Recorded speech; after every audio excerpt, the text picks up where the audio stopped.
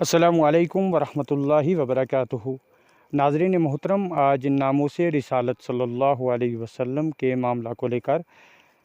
تحصیل منڈی کے گاؤں اڑائی میں اصلاح معاشرہ کمیٹی کے زیر اہتمام حضرت مولانا مفتی نذیر احمد شاہین کی قیادت میں ایک احتجاجی ریلی کا اہتمام کیا گیا۔ ریلی کے دوران یہ مطالبہ کیا گیا کہ رسالت مآب صلی اللہ علیہ وسلم کی شان میں گستاخی کرنے والے گستاخ رسول کو سلاخوں کے پیچھے دھکیل کر مزید اب تک جتنی بھی آپ صلی اللہ علیہ وسلم کی شان میں گستاخیاں ہوئی ہے یا پھر قرآن پاک کی توہین کی گئی ہے، ایسے افراد کو کڑی سے کڑی سزا دی جائے۔ مزید جانکاری کے لیے دیکھیں یہ رپورٹ۔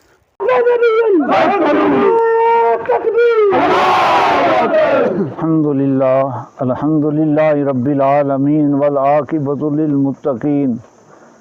اب کسی یک جاہی سے عہد غلامی کر لو، ملت احمد مرسل کو مقامی کر لو۔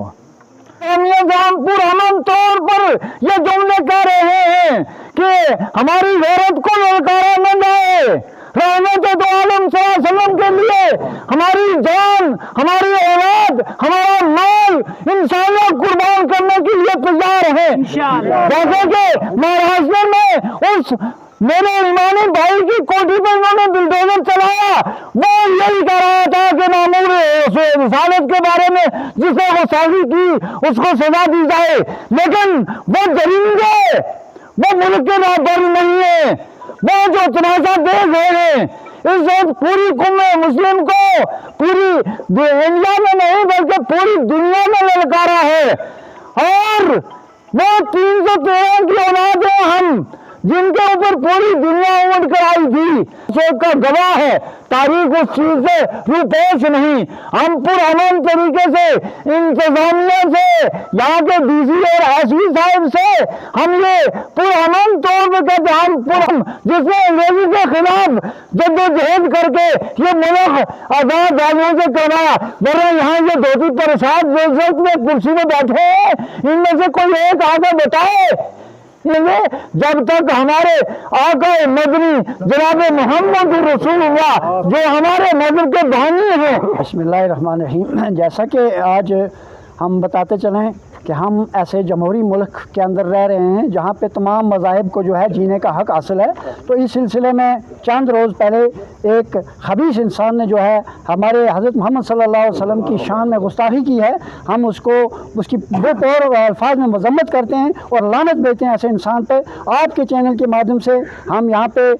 ضلع انتظامیہ اور گورنمنٹ انتظامیہ اور مرکزی سرکار کو باور کرانا چاہتے ہیں کہ ایسے کھلے عام جو گستاخی کرتا ہے تو اس کو سخت سے سخت سزا دی جائے، کیونکہ آنے والے دنوں میں ہو سکتا ہے کہ اگر ایسی طرح کھلا چھوڑا تو مسلمانوں کو جو ہے جوش میں آئے گا۔ اس وقت جو ہے تمام جتنی بھی علاقہ میں ڈپٹی کمشنر ہیں یا تمام ایڈمنسٹریشن ہے اس کی ذاتی ذمہ دار ہوگی۔ میں آپ پچھلے 3-4 دن سے ایک خبیث لائن شخص جس نے حضور پاک صلی اللہ علیہ وسلم کی شان اقدس میں گستاخی کی اور اس وقت تک وہ درندہ جو ہے وہ سلاخوں کے اندر نہیں ہے، لہٰذا آج ہمارا جو یہاں پہ احتجاج ہوا ہے، ہمیں ڈیموکریسی کے اندر اپنا حق رکھنے کے لیے احتجاج کرنے کی اجازت ہے، اور ضلع انتظامیہ اور اسٹیٹ انتظامیہ سے گزارش کرتے ہیں کہ وہ حکومت ہند پہ زور ڈالے کہ اس شیطان کو جلد از جلد جو ہے وہ سلاخوں کے پیچھے بھیجا جائے۔ وہ ہیں یہ نسبت بہت بڑی ہے۔ آپ حضرات کہ آئے دن کئی دنوں سے ہمارے ملک عزیز کے اندر حضرت نبی کریم صلی اللہ علیہ وسلم کی شان میں وقتاً فوقتاً گستاخیاں کی جاتی ہیں، اور کہیں اسلام پر نقد کی جاتی ہے، اور کہیں اسلام کے اوپر انگلی اٹھا کے اسلام کو بدنام کیا جاتا ہے، اور یہاں تک نوبت آ چکی ہے کہ جناب محمد الرسول اللہ صلی اللہ علیہ وسلم کی ذات اقدس جو دنیا میں سب سے بہتر اور سب سے اعلیٰ اور افضل ہے، ان کی شان میں بھی گستاخی کرنے میں ظالموں نے کسر نہ چھوڑی، اور ہمارے ملک عزیز کے اندر کے اوپر کسی دوسری قوم کی کتاب اور اس کے